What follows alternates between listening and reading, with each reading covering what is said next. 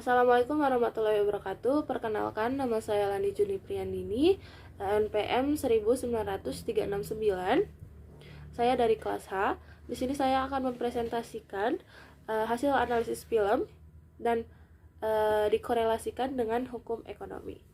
Berikut merupakan keterangan film dari film yang saya angkat untuk dianalisis dan dihubungkan dengan hukum ekonomi.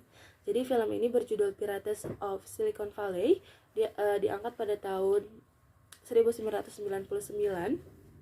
Jadi film ini itu diangkat dari kisah nyata mengenai perjalanan karir dari Steve Jobs dan Bill Gates.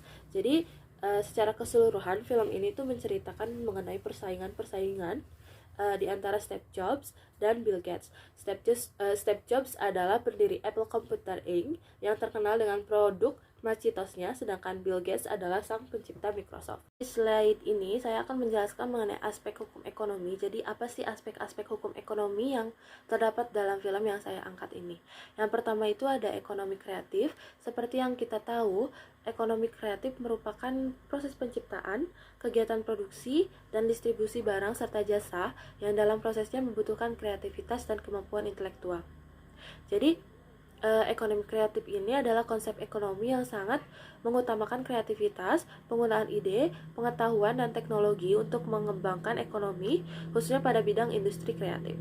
Kemudian di ekonomi kreatif itu terdapat beberapa subsektor ya, dan dari film yang saya angkat ini, subsektor ekonomi kreatifnya mengenai layanan komputer dan peranti lunak. Yang dimaksud layanan komputer dan peranti lunak ini merupakan subsektor dari ekonomi kreatif yang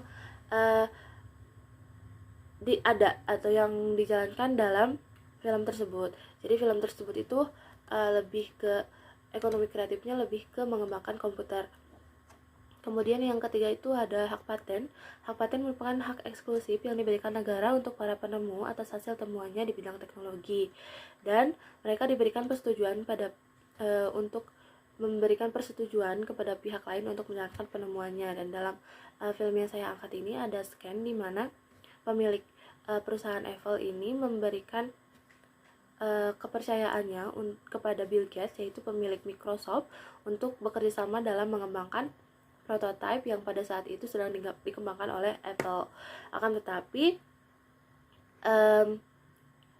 Bill Gates ini melakukan kecurangan, yaitu dengan mengembangkan prototipe yang diberikan Apple dan kemudian memasarkannya ke Jepang. Itu mengenai pemodalan bisnis. Jadi dalam film tersebut sebelumnya dijelaskan bahwa pada masa awal-awal pembentukan perusahaan Apple ini, Steve melakukan banyak percobaan dan terdapat banyak kegagalan juga, sehingga dia membutuhkan modal untuk bisnisnya. Dan pada saat itu Steve dan temannya untuk memodali bisnis yang sedang dijalankan olehnya itu meminjam kepada bank. Analisis singkat ya.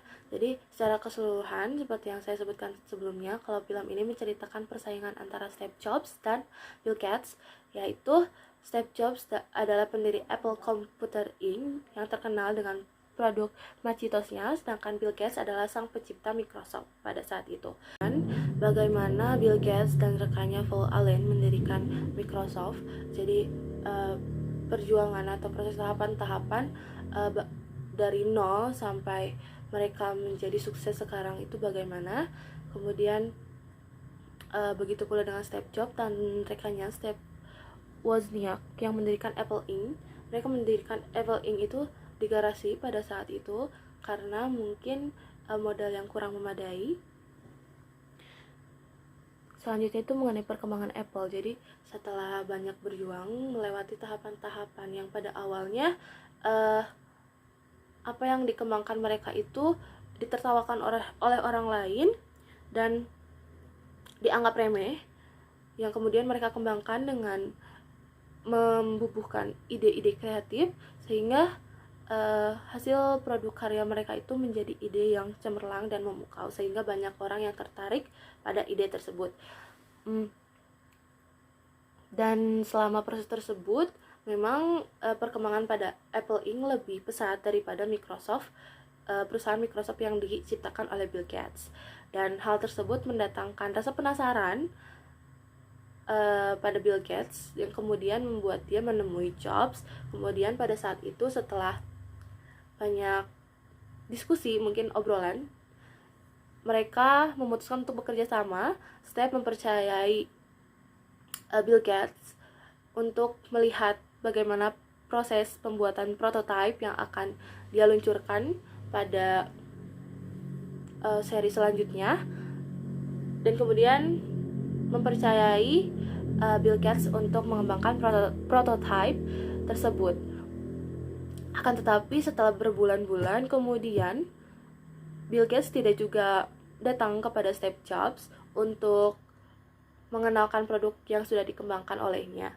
Dan hal tersebut membubuhkan rasa curiga, dan ternyata benar bahwa Bill Gates ternyata mengembangkan produk yang diciptakan oleh Apple, kemudian meluncurkan produk tersebut ke pasaran, kalau tidak salah negara Jepang pada saat itu, dan laku keras. Nah, padahal Apple akan meluncurkan prototipe yang telah dikembangkan oleh Bill Gates tersebut.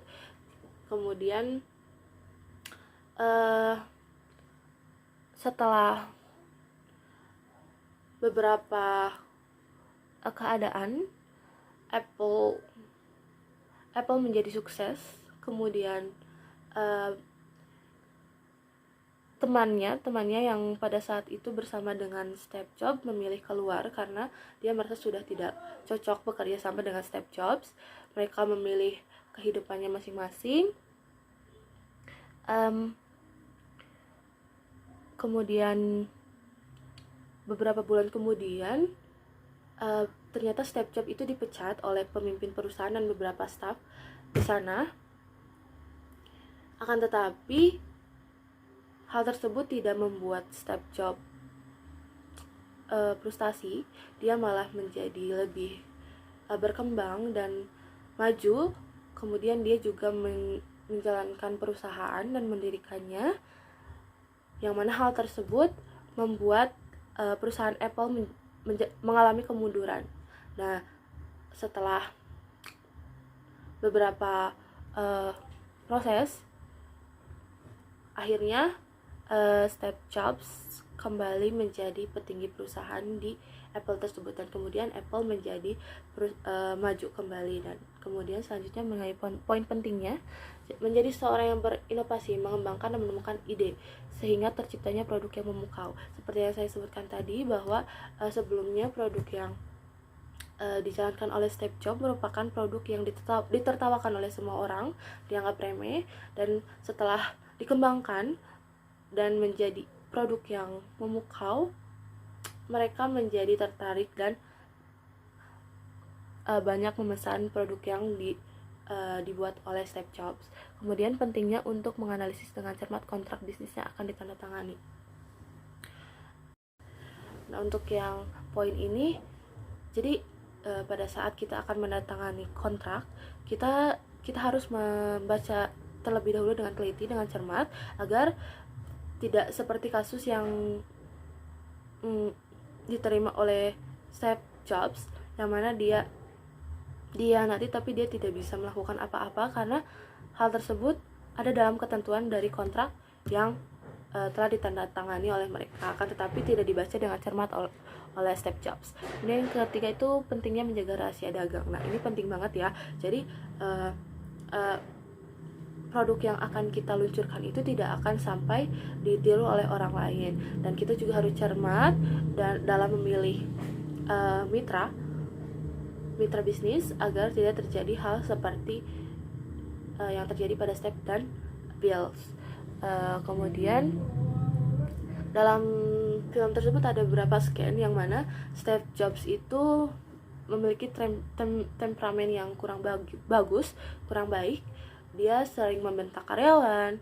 Kemudian dia juga di beberapa scan ada dia memarahi karyawan yang sedang lembur, dan karyawan tersebut merasa tidak terima dan tidak tahan, akhirnya berujung membenci pada Steve. Kemudian terjadi perkelahian di sana.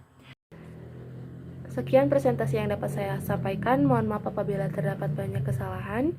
Wassalamualaikum warahmatullahi wabarakatuh.